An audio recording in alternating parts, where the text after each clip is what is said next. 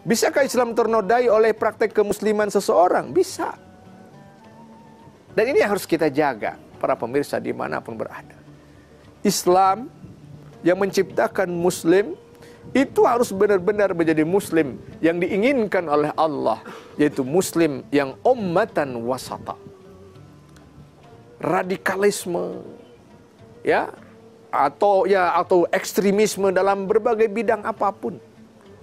Ya, ada orang yang ekstrim dengan dunia, seolah-olah tujuan hidupnya hanya dunia saja. Materi jadi tujuan pokok dia. Bukan itu berarti ekstrim dengan keduniaan atau materialistik. Ada orang yang mungkin ekstrimnya kecenderungan yang dalam hanyalah kepada spiritual, hanya untuk ruhiyah, hanya untuk urusan ke yang batiniah. Ini juga bagi ekstrim. Kita menghadirkan sekali muslim yang benar-benar moderat, wasatiyah, pertengahan. Nah, tatkala misi kenabian membawa islah perbaikan, lalu setan datang mengganggu, menggoda program islah dari para nabiullah, maka disinilah harus lahir kader-kader. Kalau Nabi Isa terkenal dengan Hawariyun, umat militan pembela dakwah Nabi Isa alaihissalam.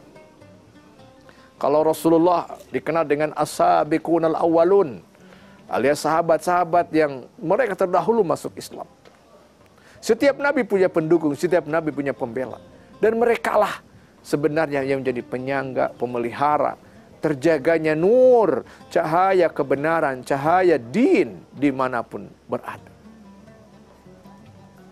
Allah zat yang mutlak berkuasa, iya. Tetapi kalau diterjemahkan dalam kehidupan, tentu kita membutuhkan apa bukti dari kebenaran Allah yang diimani oleh sekelompok atau komunitas manusia. Maka komunitas itulah yang harus bertanggung jawab menjaga cahaya Allah dengan segala potensi, energi, dan kekuatan yang ia miliki. Ini kan, kalau kita mengatakan Tuhan kan Maha Agung, tidak perlu dibela Tuhan itu. Satu secara sekilas mungkin ini kayak seperti benar. Tapi kan tetap Islam sebagai teks membutuhkan muslim sebagai penterjemah. Iman sebagai konsep membutuhkan manusia-manusia yang menerjemahkan keimanan, disebut dengan mukmin. Muslim, mukmin ini adalah kepanjangan tangan dari misi ilahi di muka bumi. Ya, ketika Nabi dipersilahkan, diizinkan untuk berjihad, ya, melawan kekufuran, itu kan dengan fisik, dengan militer, dengan peperangan yang Allah izinkan dengan syarat-syarat yang sangat ketat sekali. Tujuannya apa? Membela agama Allah. Dengan cara apa? Dengan keringat muslim itu, dengan darah muslim itu, dengan pengorbanan para muslim itu. Kalau disandarkan kemutlakan keagungan Allah sudah mutlak, betul. Tapi mari kita jadi muslim yang cerdas, muslim yang benar-benar punya basirah, mata batin yang dalam sekali, bahwa kita harus turun ke gelanggang menjadi muslim sebagai penterjemah keislaman, menjadi mukmin sebagai penterjemah keimanan. Kalau terjadi dualisme atau ketidakjelasan, masuk wilayah munafik. Itu juga sama. Munafik adalah orang yang mempraktekkan rasa sifat nifak, dustanya, a priorinya, tidak pedulinya, kemudian mengolok-olok agama Allah, mengolok-olok orang-orang yang saleh. Itu adalah semuanya menjadi sesuatu yang para pemirsa dimanapun mari. Ya, ketika Allah turunkan Nabi sebagai pembawa gembira, ketika Allah turunkan Rasul sebagai messenger of Allah, dan kitalah pelanjut mereka, kitalah yang mendapat, yang diwarisi untuk bisa betul, ya, khazanah kebenaran ini kita jaga. Peradaban modern sesuatu yang tidak bisa kita hindari, para pemirsa. Kita menikmati teknologi informasi, teknologi transportasi, teknologi yang begitu cepat sekali dalam dinamikanya. Tapi mari semua ini jangan tercabut dari misi kenabian, dari misi kerasulan. Bisakah misi-misi ini merasuki seluruh dimensi-dimensi kehidupan kita?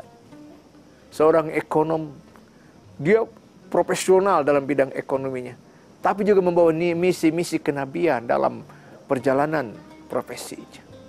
Seorang birokrat, dia menjaga betul misi-misi kenabian dalam hal birokratnya. Dia ingin menjadi wakil Allah dalam keadilan, wakil Allah di dalam kebenaran. Seorang pendidik, dia lahir untuk menjaga misi-misi Rasul, misi Nabi dalam mencerdaskan, dalam membina, dalam mengedukasi umat dengan segala dimensinya. Kita mendambakan sekali kesadaran kolektif para pemirsa, kesadaran di semua pihak yang menginginkan betul-betul kita adalah pelanjut, kita adalah pewaris, kita adalah penjaga dari seluruh misi-misi kenabian, misi-misi kerasulan yang ada ini.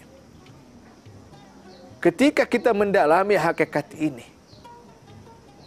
seorang reformer Muhammad Abduh ataupun Jamaluddin Al-Afghani ya, dengan pan-islamismenya, itu kan misi pembaharuan tatkala orang umat Islam dihadapkan dengan stagnasi kejumudan. Tatkala Rashid Ridha maupun Muhammad Abduh mengarang tafsir Al-Manar, itu tafsir yang berusaha menggerakkan kembali roda kebangkitan pasca kejumudan umat yang begitu tinggi. Kita di Indonesia punya mufassir besar, legendaris yang sastra Buya Hamka dengan tafsir Al-Azharnya. Itu adalah orang-orang yang Allah hadirkan ke muka bumi ini untuk menjaga misi kenabian, kerasulan dalam hal edukasi keumatan dengan berbagai dimensinya. Masya Allah tabaraka wa ta'ala. Pemirsa TV One yang dirahmati Allah subhanahu wa ta'ala, jadikanlah hari-hari yang tersisa di kita semua, di masing-masing kita, adalah hari-hari pengabdian tanpa henti, menatap optimisme tanpa batas, mendekatkan ketawakilan kita kepada Allah tanpa ragu. Itulah puncak dari kehebatan, dari keberanian seorang muslim, seorang mukmin. Yamshuna fil ardi, bertebaran di muka bumi dengan kepercayaan diri yang kokoh. Jangan terpancing, jangan terhasut oleh provokasi-provokasi para pengacau misi kenabian, kerasulan dengan berbagai bentuknya. Karena kita ingin benar-benar menjadi ibadur rahman, menjadi umat wasata, hamba Allah yang marhaman, hamba dan umat yang wasati. Semoga bangsa yang besar, negeri yang besar Allah rahmati dengan kebesaran jiwa, dengan kemantapan dan kesempurnaan agama sebagai pedoman hidup abadi bagi setiap muslim. Barakallahu fikum.